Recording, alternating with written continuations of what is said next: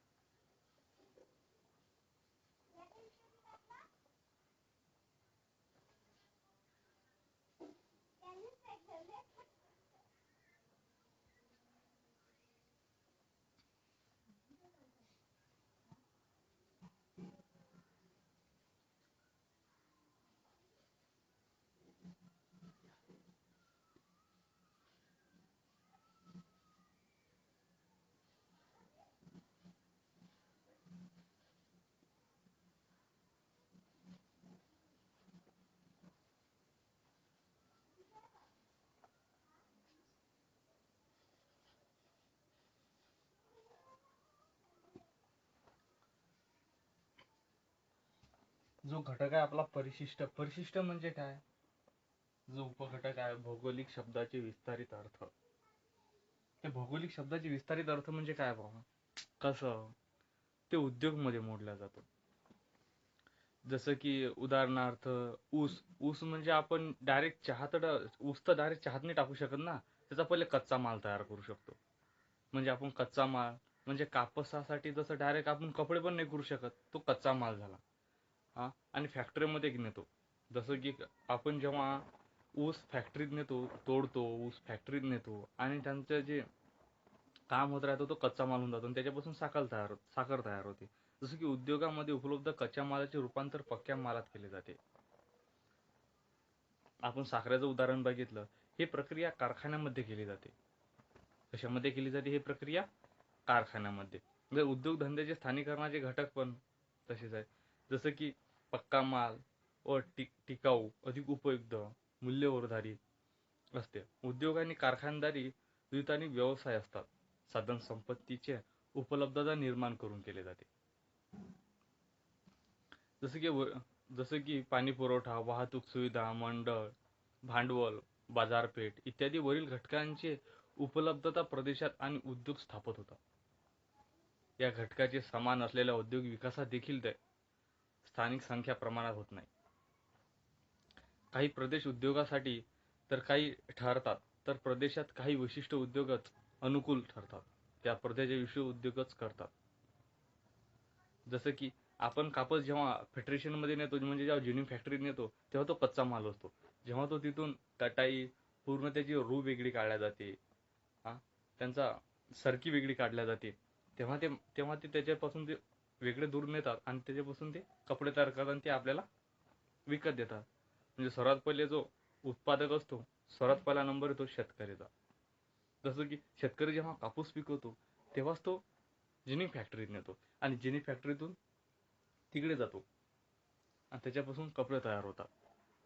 जसे की एखाद्या प्रदेशात होणारा उद्योगाचा विकास अनेक घटकावर अवलंबून असतो. एखाद्या प्रदेशाचा होणारा उद्योगाचा विकास अनेक घटकावर होतो. जसं की कच्चा माल, मनुष्यबळ, पाणी पुरवठा, वाहतूक सुविधा, भांडवल, बाजारपेठ इत्यादी उपलब्धतेनुसार प्रदेश विशिष्ट उद्योगात करला जातो.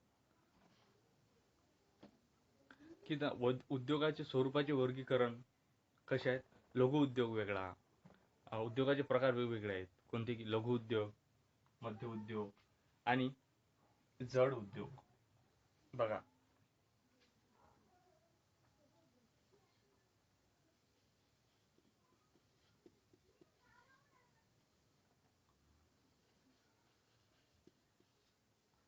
उद्योगाचे प्रकार किंवा कोणते आहेत? कोणता आहे पहिला? लघु उद्योग.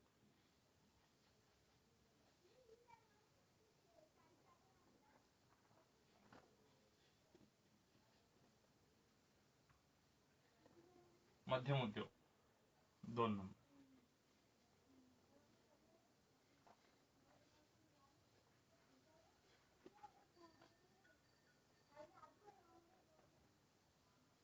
आणि तिसरा अवजड उद्योग.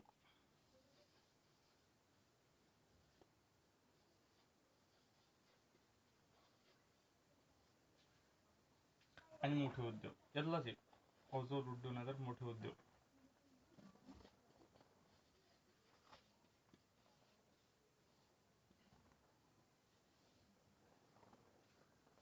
लघु उद्योग मध्ये काय काय मोडल्या जाते? हे जे आपण बघितलं लघु उद्योग मध्ये काय काय मोडले जातो? त्याच्यामध्ये मोडले जाते मातीची भांडी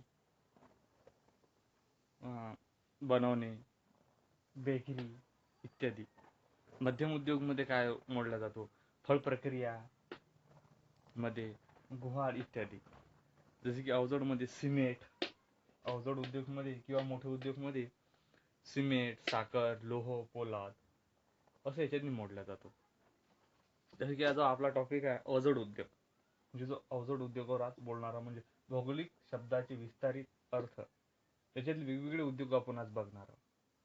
उद्योगाचे प्रकार आपण बघितले. लघु उद्योग मध्ये काय येतो, मध्यम उद्योग मध्ये काय येतो, अवजड उद्योग मध्ये काय येतो आणि भौगोलिक स्पष्टीकरणाचा अर्थ पण तसाच.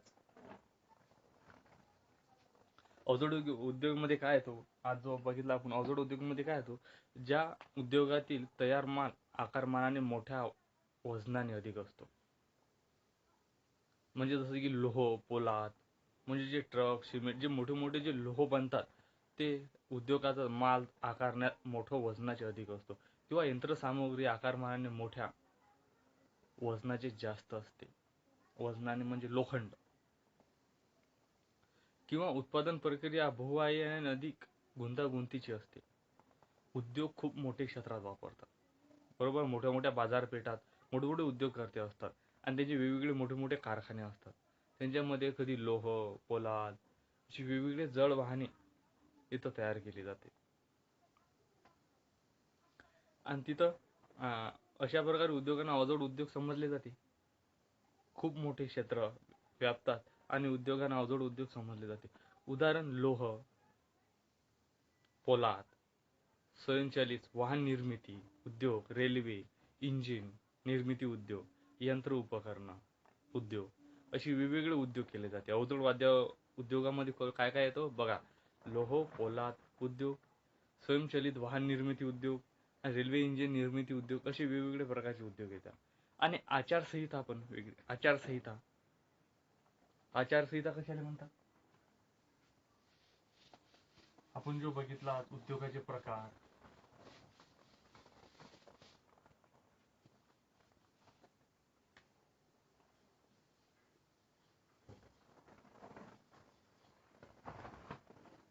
उद्योग म्हणजे पहिला जो बघितला आपण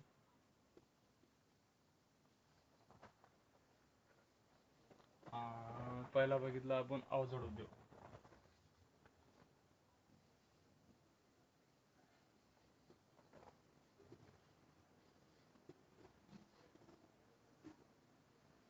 अवजड उद्योग मध्ये आपण बघितलं आता आचारसंहिता. आचारसंहिता मध्ये कसं निवडणूक काळात असते.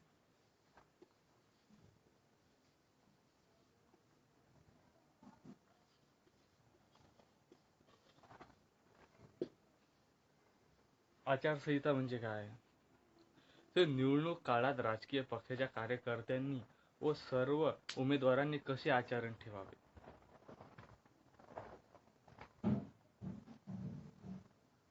कसे आचरण ठेवावे याबद्दल निवडणूक आयोगाने घालून दिलेली निर्देश. निवडणुकीची घोषणा झाल्यापासून निवडणुकीचे निकाल घोषित होईपर्यंत काळात आचारसंहिता लागू होतो. 144 कलम लागू होते. कुठं हे होतं म्हणजे आचारसंहिता तिथं लागू होते. तिथं आपल्याला जाता येत नाही, काय नाही. तिथं काही मोठे मोठे काही हे ठरतात. जे निवडणुकी ज्याच्यानी असतो तेवढं ते तिथपुरती कलम असते ते. सकाळी त्याचा काही करारनामा असतो, म्हणजे ती कायतरी असते ते त्याच्यासाठी वापरल्या जाते. जसं की उपनगर. उपनगरमध्ये काय असतो?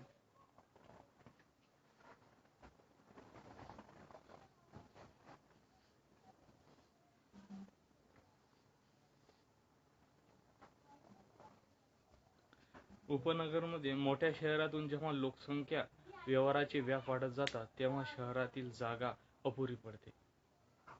बरोबर आहे ना? मोठ्या शहरातून जेव्हा लोकसंख्या म्हणजे खेड्यातून लोक जेव्हा शहराकडे स्थलांतर होतात तेव्हा जागा त्यांना कमी पडते. तेव्हा ती शहरातील जागा अपुरी पडावी लागते. तर जागेच्या किमती सर्वसामान्यांना परवडत नाही. तर शहरातील धक्काधक्कीचे जीवन टाळावेच वाटू लागते. तर कारणे शहरातील लोक शहरांपासून दूर अंतर अंतरावर वस्ती करू लागतात. म्हणजे जेव्हा शहराच्या बाहेर वस्ती करू लागतात, कालांतराने ती वस्ती विस्तारित होते, त्यातून शहराजवळ उपनगराची निर्मिती होते.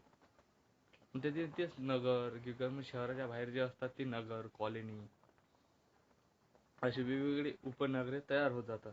आणि ते पुढे पुढे म्हणजे त्या शहरालाच लागून, जसं की औद्योगिकरण वेगळं. औद्योगिकरण म्हणजे कशा औद्योगिकरण मध्ये आपण काय म्हटलं जातो? औद्योगिकरण म्हणजे काय? औद्योगिकरण म्हणजे एखाद्या पुरुषा उद्योगाची सुरुवात, त्या विकास होण्याची प्रक्रिया. मला सांगू शकेल कोणी औद्योगिक प्रकरण म्हणजे काय, त्याच्यात काय काय मोडला जातो? एखाद्या प्रदेशात उद्योगाची सुरुवात, त्यांचा विकास होण्याची प्रक्रिया म्हणजे औद्योगिक प्रकरण असं म्हणतात. आणि अंतर्गाभा. अंतर्गाभा म्हणजे पृथ्वीच्या अंतर्भागातील भाग्यातील काही भाग बाह्य भाग्यापेक्षा वेगळा असावा, असा शोध 1935 साली डेन्मार्क मधील भूकंपशास्त्रज्ञ इंगे लेहमान यांनी लावला. कोण लावला? कोण्या साली लावला? तर 1935 साली. 1958 साली 1935 साली काय लावला? तर डबल पाहू आपण की पृथ्वीच्या भाग्यातील काही भाग बाह्य भाग्यापेक्षा वेगळा असावा, असा शोध 1935 साली डेन्मार्क मधील भूकंपशास्त्रज्ञ इंगे, विसरू नका लिहून घ्यायचा, नोट्स काढायचे कामा पडते, इंगे यांनी 1935 साली शोध लावला. तर बाह्यगाभा द्रवरूप असली तरी अंतर्गाभा घनरूप आहे, असे त्यांनी प्रतिपादित केले. पुढे 1940 मध्ये सुमारास जपानमधील शास्त्रज्ञांनी पुष्टी केली. कोण्या साली पुष्टी केली? 1940 जपानमध्ये.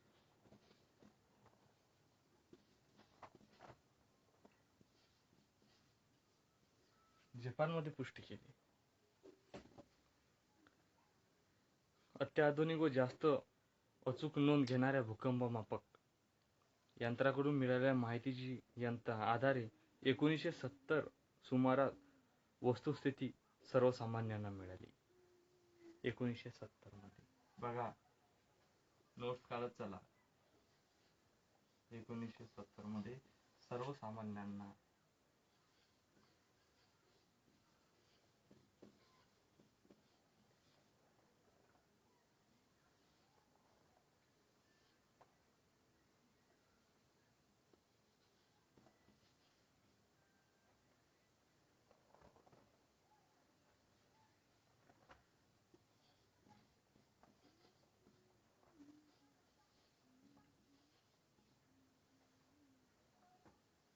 वस्ती मिळाली.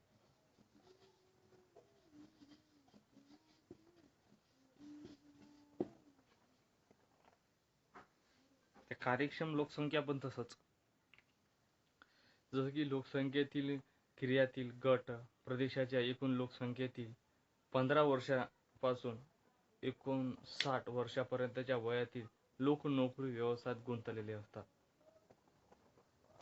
बरोबर आहे. लोकसंख्येमध्ये ते एकूण लोकसंख्येचे 15 वर्षापासून 39 वर्षांमध्ये वयातील नोकरीसाठी व्यवसायात गुंतलेले असतात ते अर्थार्जन करत असतात म्हणून वयोगटास कार्यरत गट समजले. 15 वर्षापेक्षा कमी वय असलेले व्यक्ती 59 वर्षापेक्षा जास्त वय असलेले व्यक्ती त्यांना अवलंबित लोकसंख्या मानले जाते.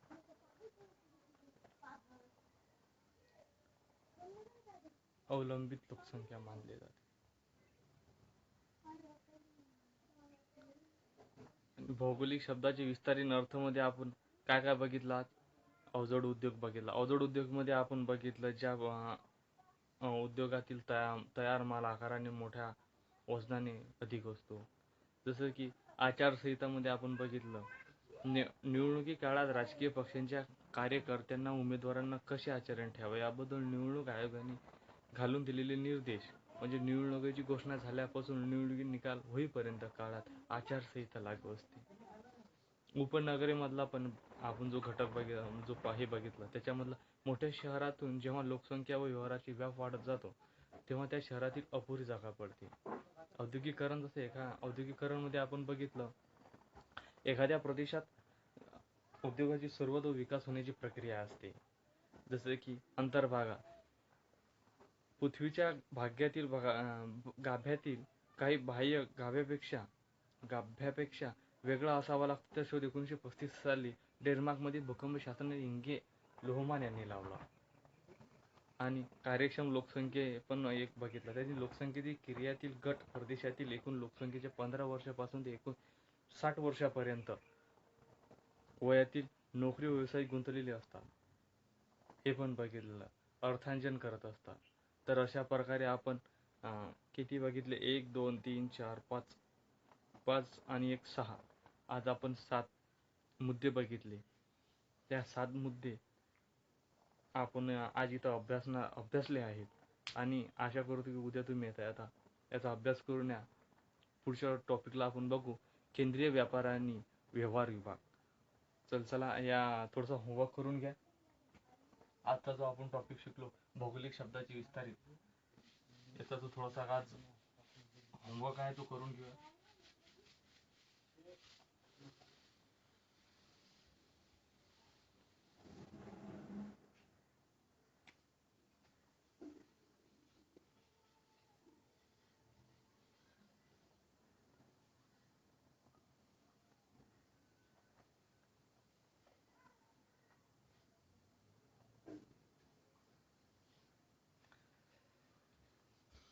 पहिला आहे अवजड उद्योग म्हणजे काय?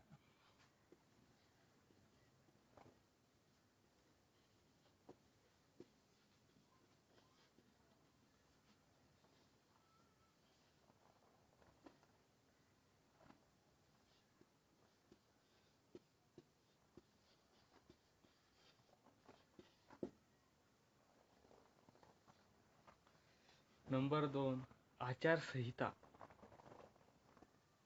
आचारसंहिता निवडणुकीच्या काळात काय लावलं जाते?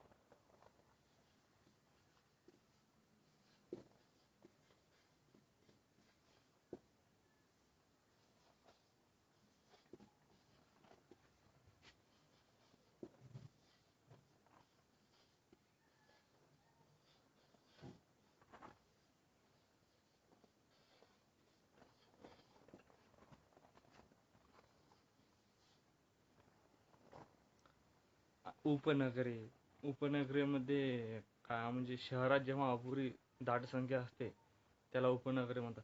आणि जसं की हिंगे म्हणजे शास्त्रज्ञाने जो शोध लावला तो कोण्यासाठी साली लावला?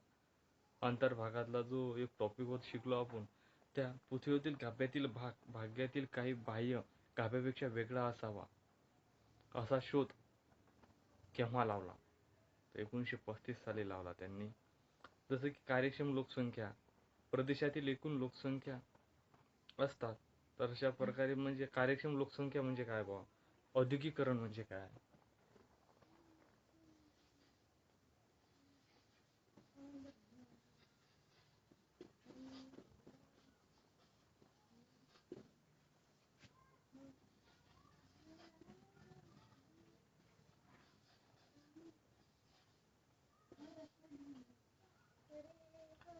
तर अशा प्रकारे आपण भौगोलिक शब्दाचे विस्तारीत अर्थ बघितला, परिशिष्टामधला जो एक भाग आहे, होमवर्क पण दिला तुम्हाला. आणि येता येता उद्या जेव्हा आपण लेक्चर घेणार आहोत तेव्हा हे तुम्हाला हे प्रश्न विचारणार आहे, त्याचा अभ्यास करावा.